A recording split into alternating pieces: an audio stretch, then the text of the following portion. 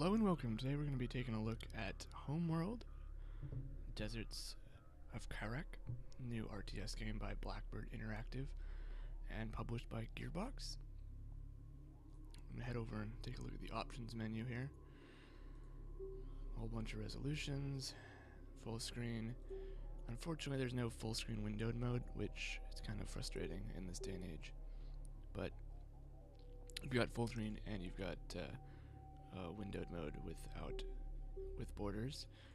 VSync, you got shadow quality, high, medium, low, off, fog, bloom, AA, texture quality, draw distance. You got FX dynamic details.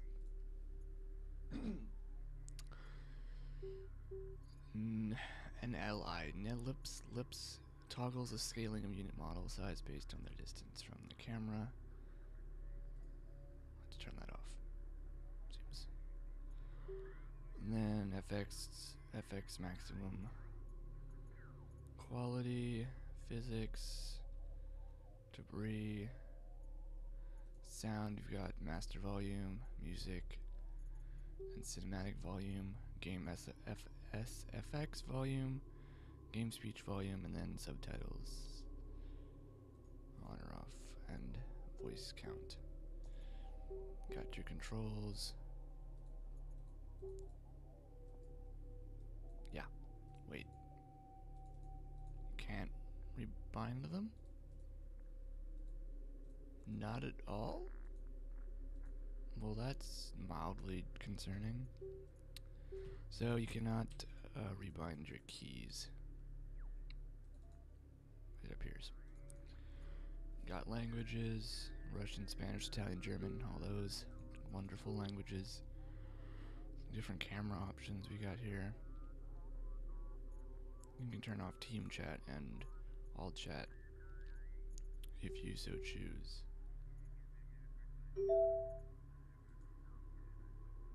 Yes. So we're going to take a look at the skirmish game here. You have two different factions, which to me seems a little unfortunate. I would have liked to have seen at least 3 factions or more, but it is what it is. Unfortunately, you've got primary colors. You can change your primary color to whatever you want, and then trim color to also whatever you want.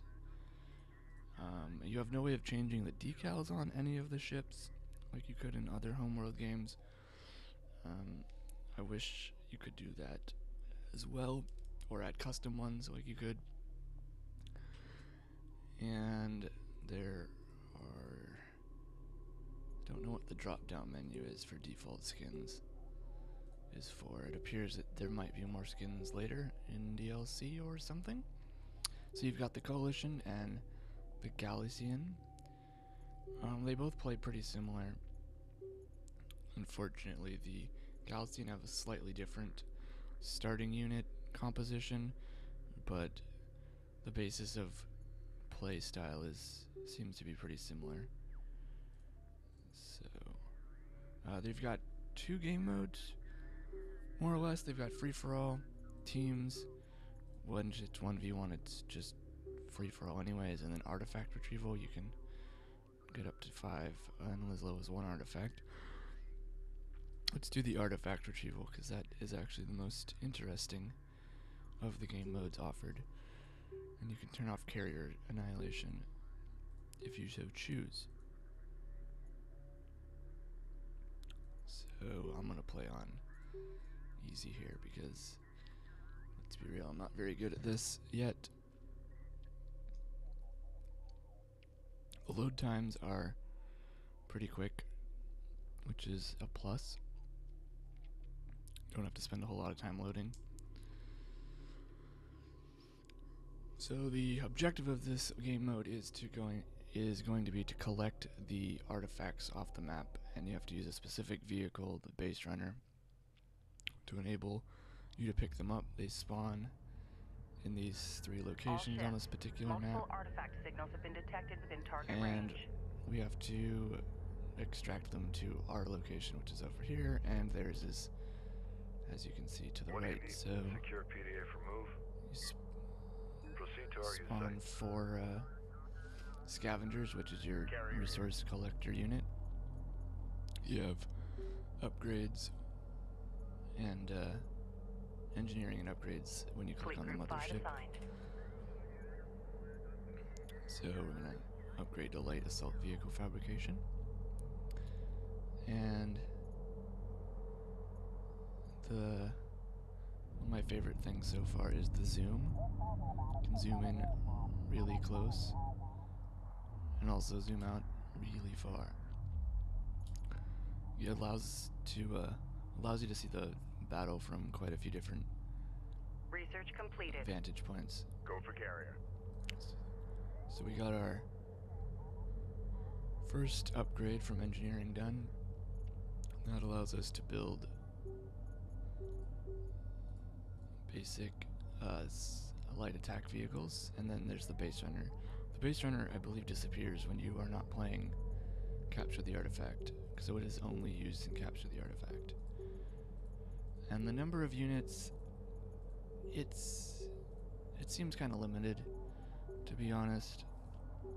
There's only 3 units per tier.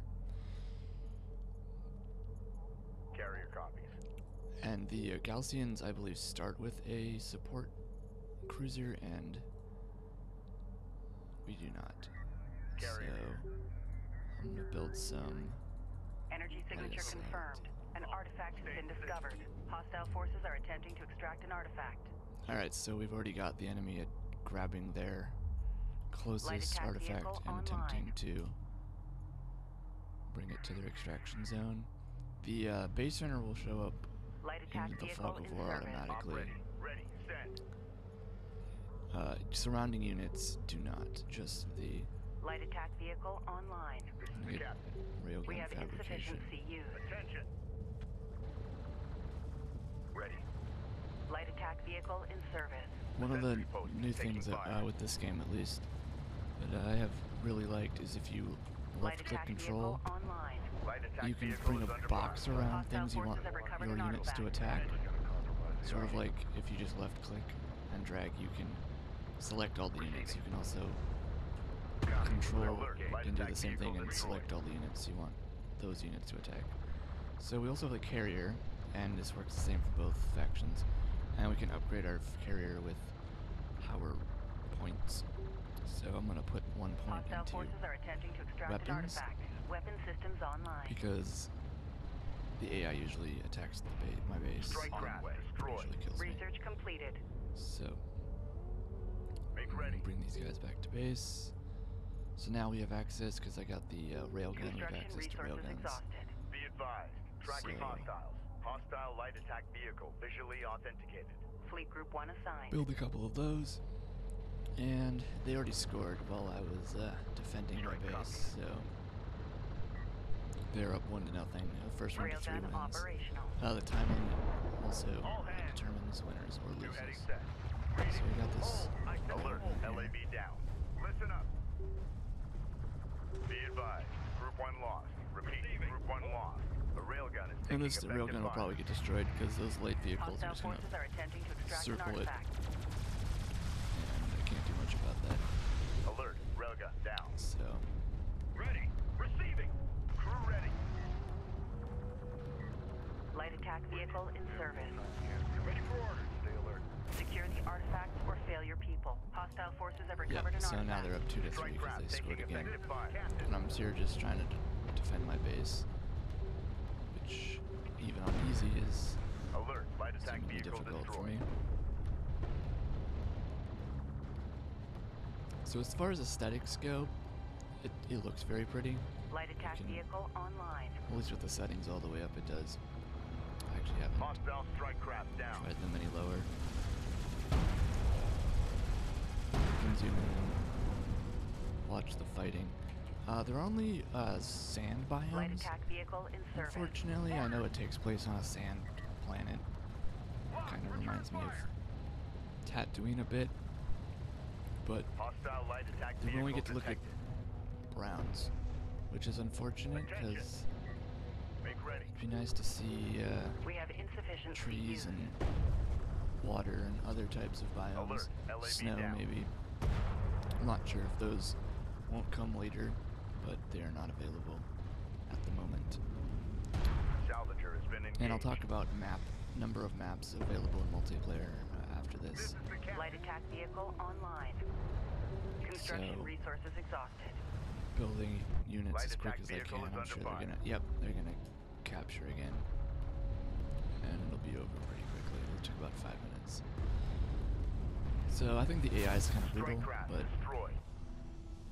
that's just me. Alright, so we can view the map. There's actually nothing to view. You can't actually pan around and see what units the enemy had, which seems kind of silly. Why would you want to view the map if you can't view the map? Yeah, you can't move the... Oh, there we go. Oh. Well, that's weird. Okay, so you have to go into spacebar and a tactical view, and then you can move the camera around to look at what they have. You can't do it straight from just pressing view map, which is kind of weird. But nonetheless. Okay, so what... So I just did not build... I never build enough guys to make enough money. It's one of my biggest issues. So... Oh, they've even got... Wow. Okay. So, you can destroy these outposts over here with the scavenger guys. They got... Oh. Okay, whatever. They've got explosives, demolition charges. You put them next to the buildings, and then you can get more resources from them. So we'll move back over here to the main menu. And it'll tell me my stats. Defeated in 5 minutes, not surprising. Economy and combat. Alright, so here's another big gripe I have with this. There is 1, 2, 3, 4, 5 multiplayer maps. There are 2 1v1 maps, 2 2v2 maps, and 1 3v3 map. And 3v3 is the max number of players. And I think that's appalling. There's no reason they could have not put in more maps. From a competitive standpoint, I honestly don't know how balanced they are. I played a couple of auto matches, which this game does support. You can do auto match or unranked auto match or public game list. There's... Oh, you gotta turn Steam on here. It looks like it's using the Steam Workshop and Steam servers to pull multiplayer games. Kind of wish it would have asked before it logged me into friends list, but nevertheless. Okay, so there is one. Okay, there are no games. 1 game, 2, no public games. I did actually was playing, as you can see, auto match. You can unrank. I got a game like instantaneously, surprisingly. There's no back button from here either. That seems weird. Am I gonna be okay, so check your faction, and then you can do 1v1, 2v2, or 3v3 unranked or ranked, and then if you 2v2, and then you can invite your friends. So there's that. Global chat, game chat, leaderboards, fleet customization. There's like, to be honest, not much fleet customization at all. We've got the leaderboards. 1v1 wins 40, so people are playing a lot. Well, 5 people are playing a lot, I should say. That's kind of concerning, I don't know. But as far as maps go, having only 5 maps, and 2 of them are 1v1s, means you're going to be playing the same maps over and over again. I'm not sure how much effort went into balancing the individual maps. I don't know if these are just really well balanced 1v1s to ensure the most amount of fairness, or if they are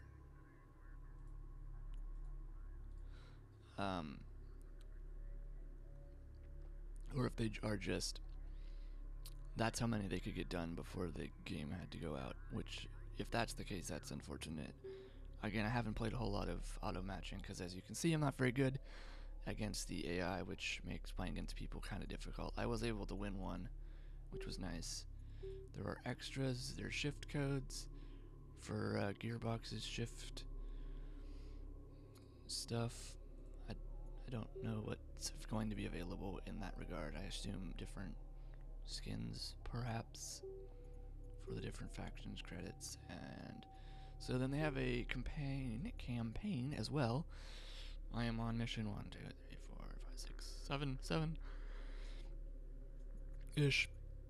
They rate you on stars, depending on how well you do. They are unfortunately a bit long, or fortunately, depending on how you feel about super long individual missions. The missions also usually have multiple objectives, just like the older Homeworld games. Oh, I see. Easy, normal, or classic. That's what the stars are for. Okay, so I don't know what classic means. Classic. Enemies are more threatening. Why don't they just call that hard? Why is that called classic? Okay, that's odd, or at least unconventional. Use default fleet for missions. Huh. Fleet persistence. Oh. Okay, so there's an option for that I didn't realize. Oh, I've been playing with the fleet persistence, so from mission to mission, I keep the units from previous missions, and the mission I'm on got really hard due to that fact because I had not enough units to defend a downed ship that we had to defend, so that got kind of frustrating. The airplanes, however, in the single player seem a bit overpowered. I don't know if they're overpowered. They are very, very useful. You can queue up to 3 attack fighters at once per squadron, and you can send them off to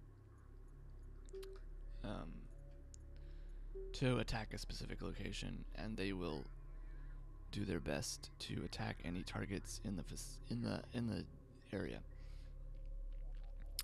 But you can have up to 1, 2, 3, 4, 5, 6, 7, 6 or 7 different 3 squadrons. So that's up 18 different fighters. And when you're able to send all of them into one location, it makes them very potent. And they seem to be scaled down a bit in the multiplayer. I had one game where somebody looked like they teched into just airplanes, and they were quite devastating. The Ashoka is damaged. I'm going to avoid the cutscene here and spoilers. So again, there's only one biome. It is a sandy planet. We are in position and ready to engage. Understood. Moving to attack now. Good luck. We have reached The maps are vicinity quite of the large. Ashoka's resourcing operations. Galcian production cruisers marked at these positions, likely supporting salvage crews. A security patrol is moving between the 3 cruiser locations. So the production single cruisers player, and eliminate missions that seem to be patrol. pretty straightforward. Go here, do this. There's no twists to it. There's no, also from what I can gather, no special units. The same units that we have in multiplayer. We lack sufficient We have in RUs. single player. Carrier copies. Alright, so these are the ships oh, now we have bombers. That's... Strike fighter To be ready for fair, service. the strike fighters already bomb stuff, so I don't know what the point of actual bomber is. I Strike guess fighter we'll find out. Let's coordinates send these dialed guys. in. So you can Attack vector spawn dialed up in. We're in the bite. as many squads as you have, so I've got 4, so I just sent All 12 systems green. fighters over here. Enemy light attack And vehicle let's marked on approach. Oh, there we Got go. hostile on sensors. Confirm visual. Hostile strike Alright, craft let's down. find out what those bomb... Op ready. Course set. Green line confirmed.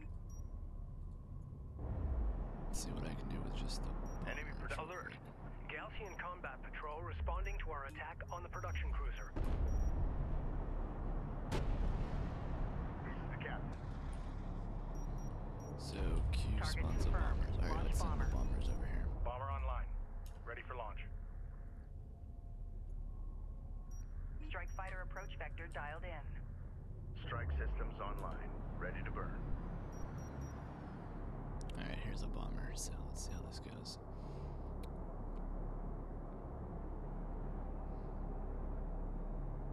Enemy armor on approach.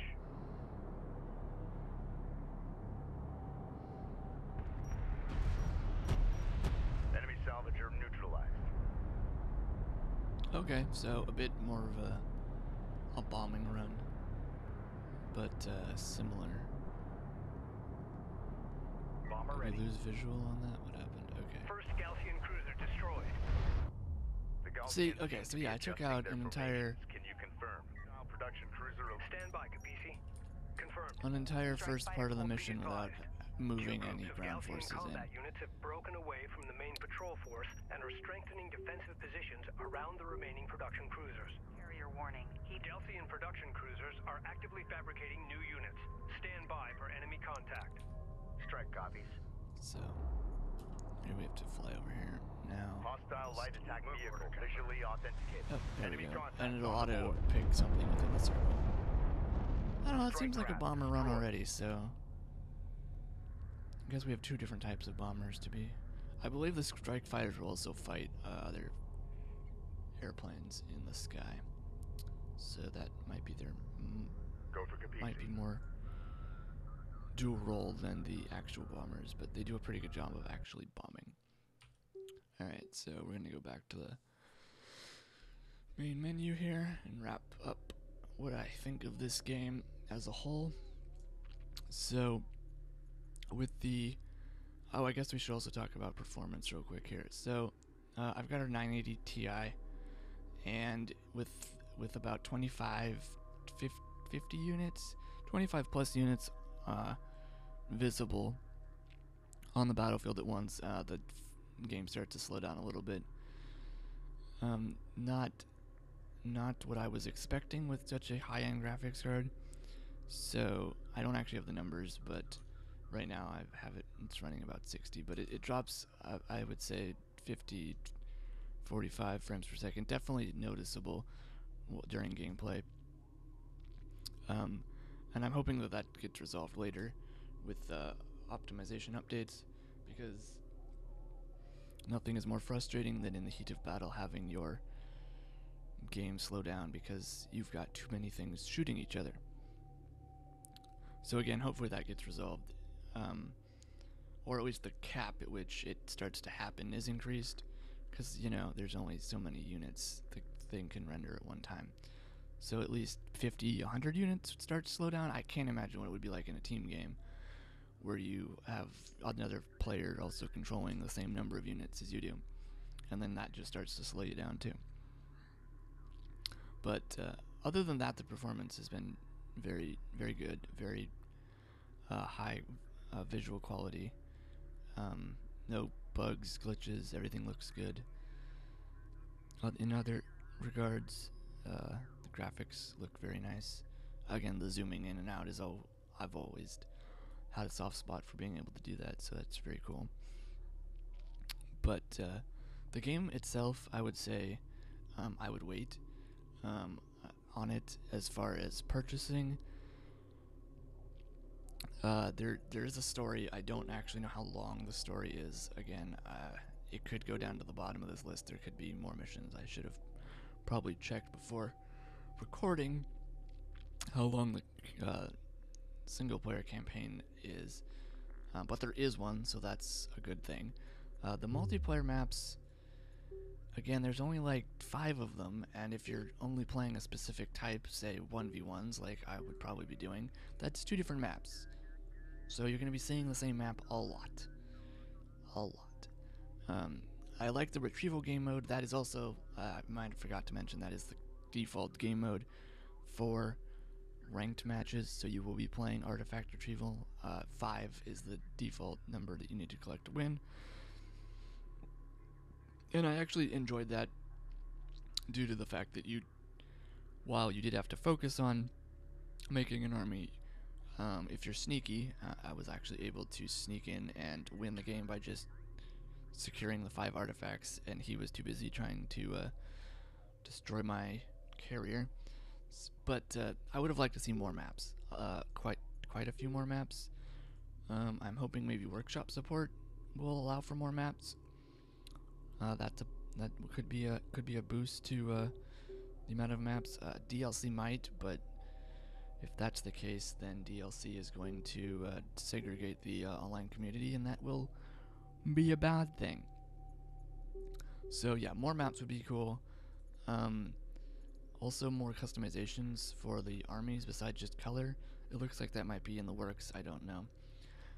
But like, as far as content goes, I would wait $30 bucks. It does capture the Homeworld essence very well. It does feel like a Homeworld game.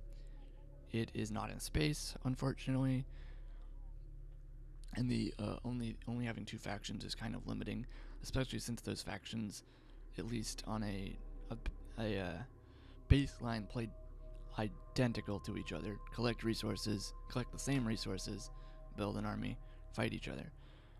With Grey Goo that came out about a year ago here, there was 3 different factions, and those factions had different mechanics that played differently.